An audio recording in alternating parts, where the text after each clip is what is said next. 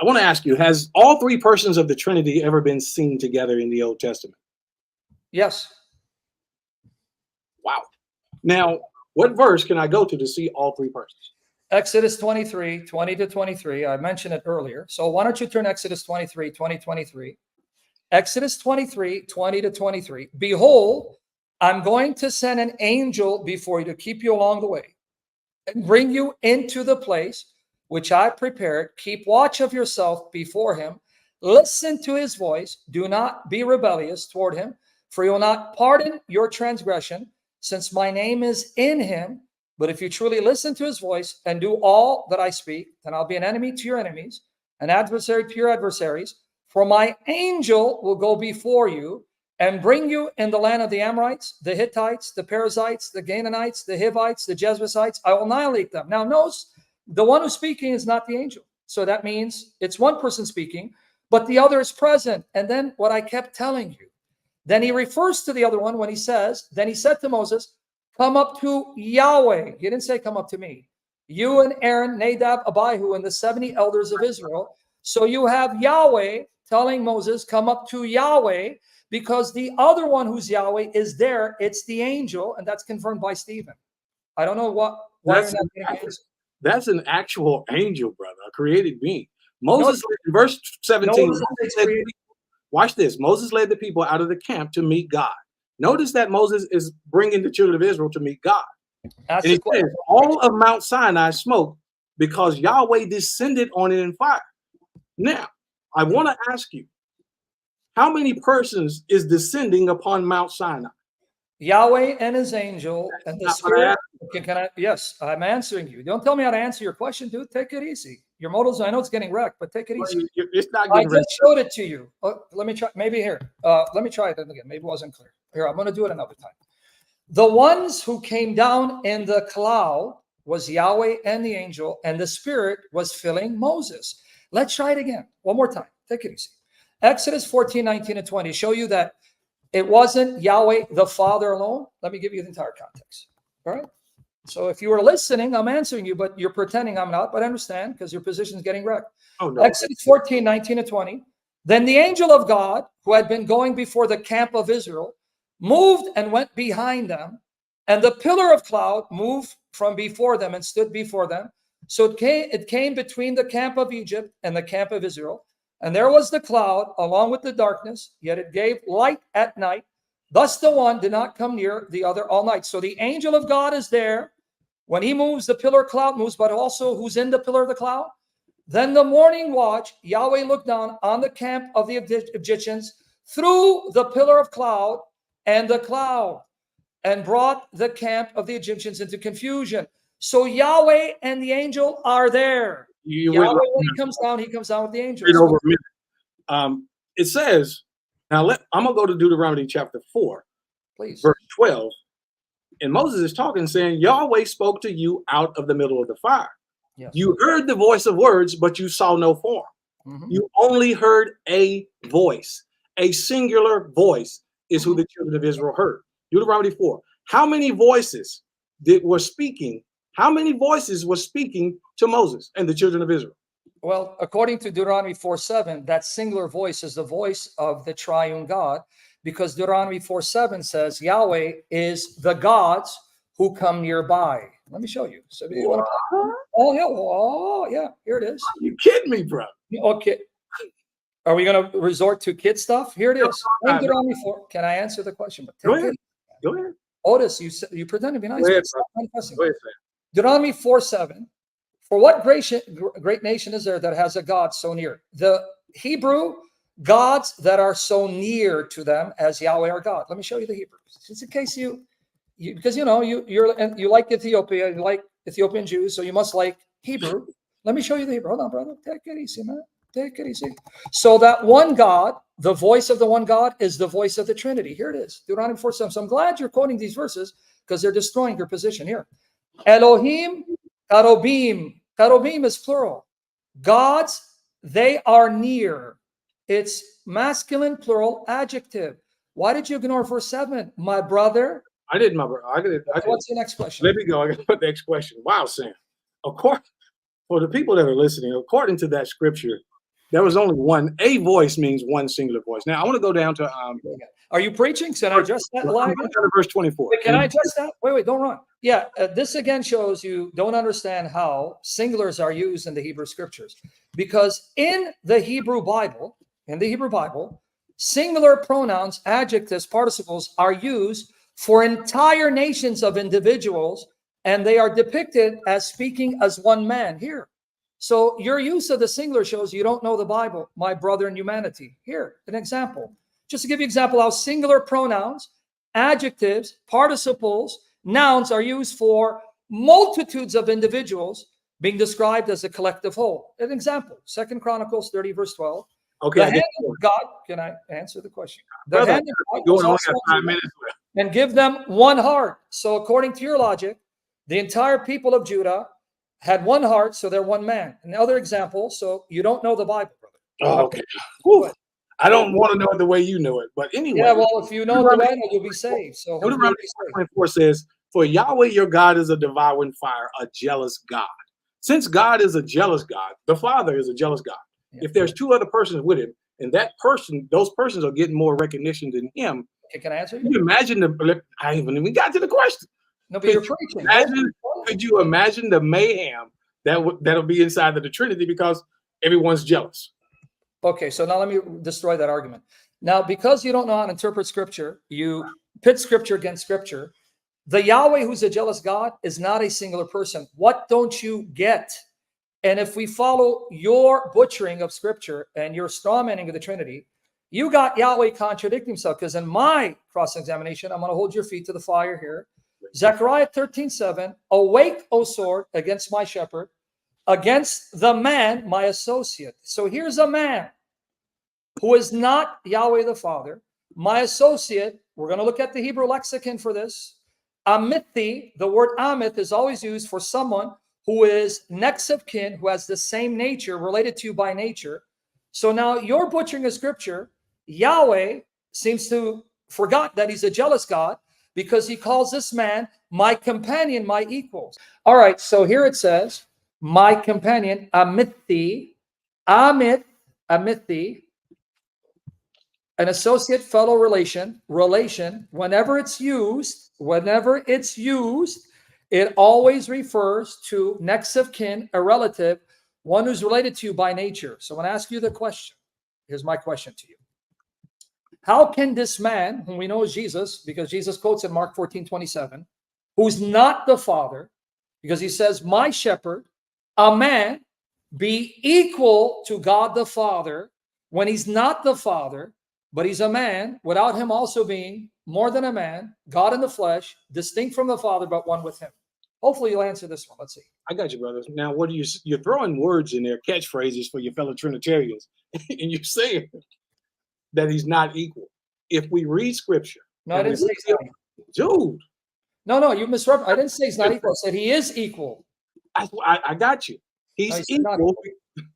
Go ahead. I just want to correct that. Now, I can't answer this fully without going into into the New Testament, and I'm going to have to do that to show you this. Is that okay? All right. Well, are you going to answer the question? Well, let me ask you to see if you're going to answer. Take it easy, man. In Isaiah 46, he says, to whom will you liken me, the speaker, God the Father? Yeah, you can wrap it up. This guy's a joke. It's like me and make me equal, that we should be alike.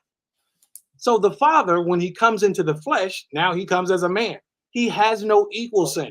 That means that. Right, let me ask you a question before you read it up. The Father himself. So let me repeat what you said so I can understand your question. So, guys, I want you to hear why we say this is a dumb. I'm going to ask you a question, brother. I'm asking you the question so people hear. So you just said, when the Father said, my shepherd, the man who is my companion, that man who's his companion is actually the Father, referring to himself, appearing as a man. So the Father is saying, this is me appearing as a man. So this man is me in a different moment, and he's equal to me. And you don't see why your doctrine is from the pit of hell? Modalist, Sam, don't do that to me. You just said it was. You said that's the Father coming as a man. You just said it, and it's recorded. Okay, so when Jubilees says that God is speaking, let us make man in our image. Do you actually take that God is enlisting angelic creatures to create? The angels didn't actually do the creating. He's only speaking. They're just standing there chilling. Oh, okay. So they're just chilling. But so when God says, let us make man in our image and our likeness, you're saying he's just talking to angels who are going to just chill and he's the one doing creating. So why is he then talking to them and saying, let us create? Well, that's a question you have to ask God. I actually can't answer that. Not trying to come out. God has answered the question. You're the one who's deaf to it. So why is he talking to angels and saying, let us make man in our image, if the angels are just chilling and not creating? Well, Sam, the book of Tobit, I gave you that. Tobit 8:6. I'm going to give this to you again. Tobit 8:6. If you go to the Catholic Bible, you'll see Tobit 8:6. And it says, you made Adam and gave him Eve, his wife, for a helper and support. From them came the seed of men. You said, it is not good that the man should be alone. Let us make him a helpmeet. Tobit is confirming what Jubilee said. You believe in the Catholic Bible. Hold on, let's go to Tobit. Hold on. So you're telling me in the book of Tobit, hold on a second. I'm going to get there, man. You're telling me in the book of Tobit, that citation in verse 6, Tobit then confirms angels did create? They're not. The angels are not creating. He's just speaking. It is right here in front of you. Now, can you show me? Well, here. And Tobias began to pray. See, this shows you why you butcher even Tobit like you did scripture. Let's read it together. Here it is. Let's read it, man. I'm eating my time to read it. Do your homework for you. Wait. Tobias began to pray. Blessed art thou, O God of our fathers, and blessed be thy holy and glorious name forever. Let the heavens and all thy creatures bless thee. Thou madest Adam and gavest him Eve his wife. From them the race of mankind is sprung. Thou didst say, it is not good that the man should be alone. Let us make a helper for him like himself. And now, O Lord, can you show me where it said he was talking to angels? Bingo! I showed that to you in Jubilees chapter. No, wait. I showed that to you. I want to repeat what you said because I want people to catch you in your lie. You just said, everyone heard it's recorded, so I want to catch you in your lie, Otis. This is what you have to do. You said Tobit confirms Jubilees that he's talking to angels. Show me where Tobit 8:6 says that God was talking to angels. What I'm saying is this, that he's referencing Jubilees chapter 3, no, verse. He's not. He's referencing Genesis 1. Let me cook. Come on. Yeah, I'm cooking you. So show me where it says he's talking to angels. I'm about to show you, Sam. Please, go ahead. And Jubilees chapter 3, verse 4. This is where Tobit gets that from. No, he doesn't. He gets it from Genesis. Show me where he gets it. Okay. He's making the inference from Genesis 1:26 and Genesis 2. Take it easy, man. I know what you're saying. Here it is. Then God said, let us make man in our image after our likeness, and let him have dominion over the fish of the sea and over the birds of the air and over the cattle, over all the earth and over every creeping thing that creeps upon the earth. So I know what you're saying. I'm going to get there. You're saying it is not good that man should be alone. I will make him a helper fit for him. So you're assuming that because Tobit quotes Genesis 18, God speaking in the plural, he's getting it from Jubilees? No, all he's doing is paraphrasing Genesis 1:26 and Genesis 2:18. So I'm going to ask you again, can you show me in Tobit, and you'll win this argument, at least this argument, where Tobit says that let us make a helper, that in Tobit he's speaking to the angels. And I'll concede. I'll say, okay, you got me there. Okay, brother. Now I'm going to use this as an example. When Jesus was being taken up, he says, man shall not live by bread alone. When he was talking to Satan, man shall not live by bread alone, but by every word that proceeds out of the mouth of God. That comes from Deuteronomy. He quoted the book of Deuteronomy. He made a reference to it. This is what Tobit is doing. In Tobit 8:6, he's making a reference to the book of Jubilees. Let me finish. To the book of Jubilees, chapter 3. Let's move on because you're spinning wheels here. I'm on. Question for both. How could Tobit be quoting Jubilees if Tobit is older? And why trust Jubilees if it promotes a solar month, but Sirach supports a lunar? Go ahead. How could Tobit be quoting Jubilees? Well, Tobit is not older. Remember, Jubilees is by the angel of his presence giving Moses. So now you have the angel and Moses. I'm quite sure Moses was around well before Tobit came along. We can all agree to that. So it is not Jubilees. Tobit is not older than Jubilees. That is false. And why trust Jubilees? It promotes the solar month. But Syria, if you read the book of Jubilees, I want you to read it. Preston, SoCal, Go and read the book. Don't give your opinion on it like Sam is doing. Sam said some of it, but he didn't read all of it. So Sam is not an authority to tell you what scripture or not. So if we want to be correct, go to the Ethiopian canon of the Bible, namely Beta Israel, and you'll get the truth. Now notice the very Isaiah 19 passage talks about Ethiopia, talks about Assyria. Isaiah 19, 23 to 25. It says, Egypt, my people, Assyria, the work of my hand, Israel, my inheritance. So it's not just Ethiopia that's special. Egypt is said to be special. Assyria, my people, not yours, my people, as well as Israel. So if I follow this logic, how he butchers the scripture, then that means you should go to the Assyrians to see what the canon is, and you can go to the Israelis to see what the canon is. But the Assyrians, who are Christians, don't accept Jubilees. And then on top of that, he wants you to go to a particular group of Ethiopians, but I think he forgot he's a Christian. So he's going to now betray the New Testament and Jesus, whom he claims to worship, even though it's a false Jesus. And he wants you to go to a particular group of Ethiopians who are Israelites. But what about the Ethiopian Orthodox Church? That has nothing to do with the Romans. In their canon, they have Enoch. In their canon, they have the Didaskalia. So now I'm going to use his criterion to bury his fake doctrine, his fake God. Go to the Ethiopian Orthodox Church. Go to the Ethiopian Bible. Read Enoch. There, the Son of Man was there before creation. He's uncreated. He's not God the Father. He's hidden with God the Father on the throne. He'll appear in the latter days, sitting on a throne of glory.